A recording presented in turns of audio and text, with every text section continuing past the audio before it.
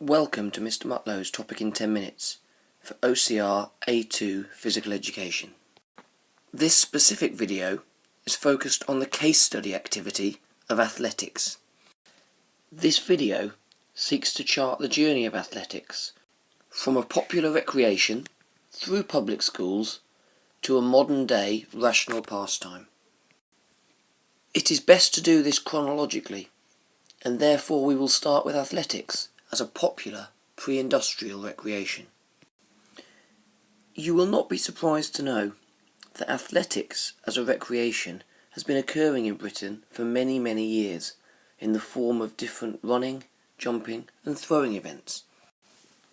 As a popular recreation, such events largely focused around feast days or festival days, where a range of different competitions took place. Many of these feast or festival days involved the gentry participating alongside the working class and widespread wagering on the outcome of events. Examples of such feast days include the Wenlock Olympian Games, the Cotswold Olympics and the Hungerford Revels. These were annual events and had a multi-sport format, much like the Olympic Games today, although most of the activities are unrecognisable from the modern-day games. They did, however, provide an opportunity for talented athletes to be spotted and given jobs in the household of gentry. This included jobs such as messengers for the fastest and fittest runners, who would be the most able to take messages to other parts of the country. One of the most popular forms of pre-industrial athletics was pedestrianism. In simple terms, this involved walking or running over a long distance in order to prove your suitability to be a messenger. Many members of the working class achieved jobs through this end. Given the need for messengers, widespread wagering occurred on these events, where one member of the gentry would bet on their messenger against a friend's messenger. This allowed these pedestrians to make a good living from doing their job.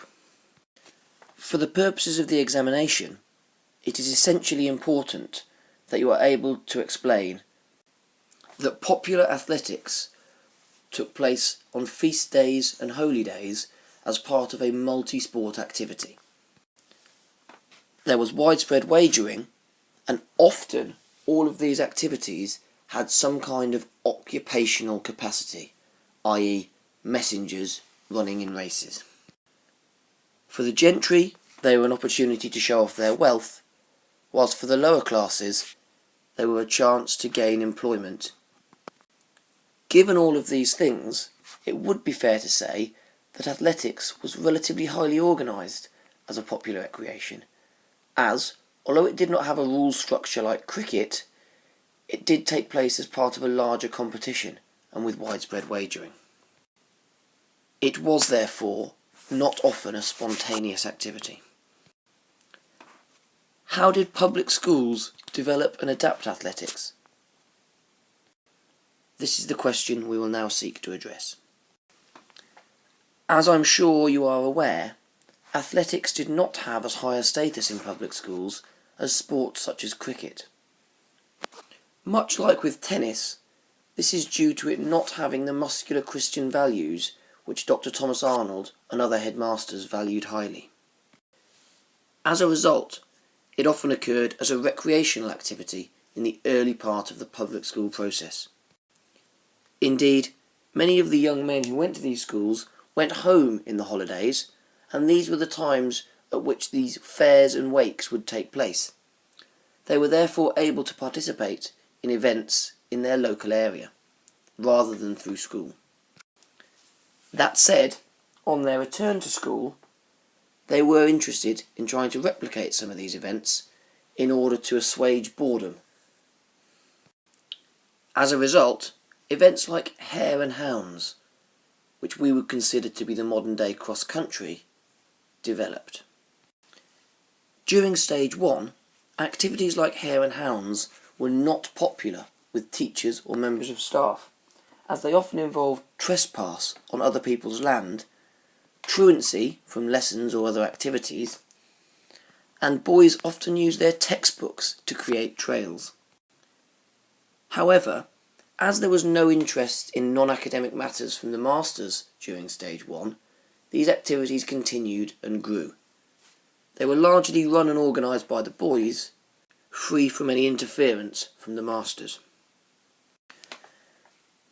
On the arrival of reforming headmasters at the beginning of stage 2, the value of athletics as a means of social control and a way of keeping the boys out of mischief was appreciated.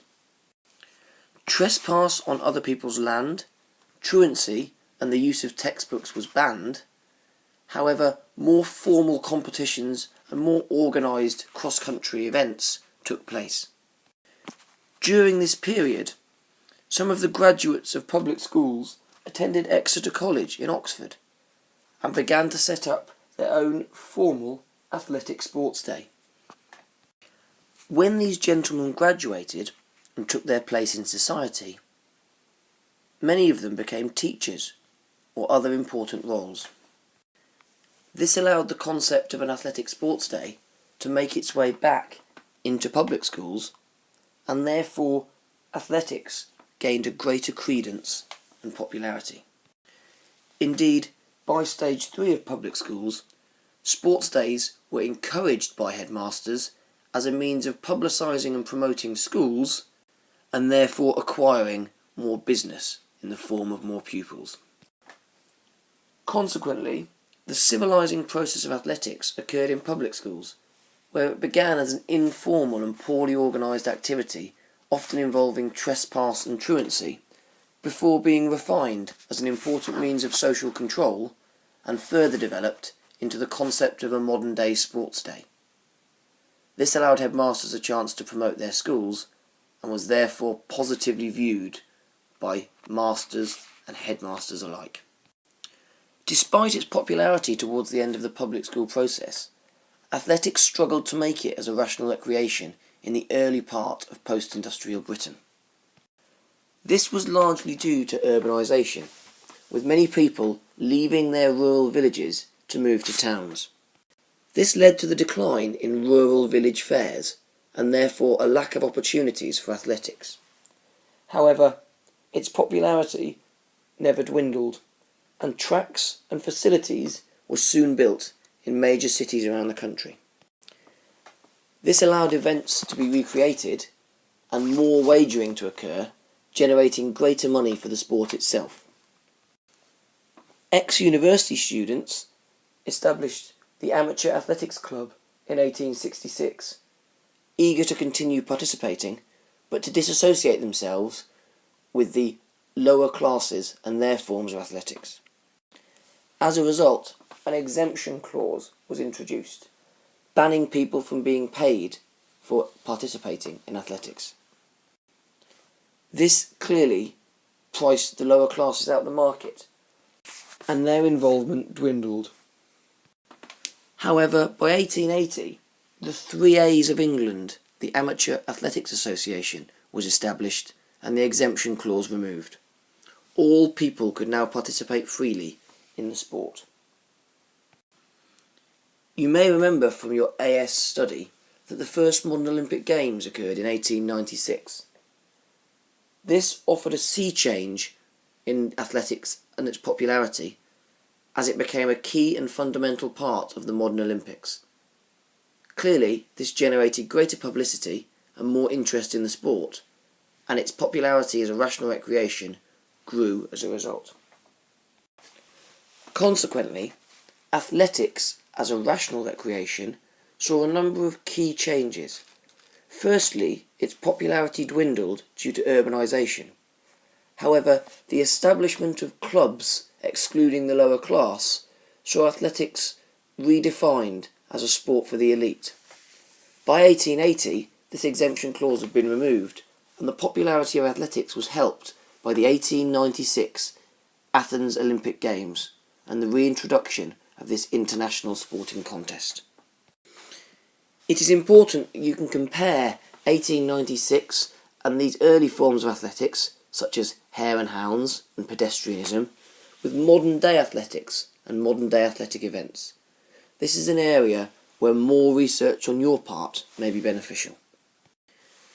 That concludes the topic in 10 minutes for the case study activity of athletics.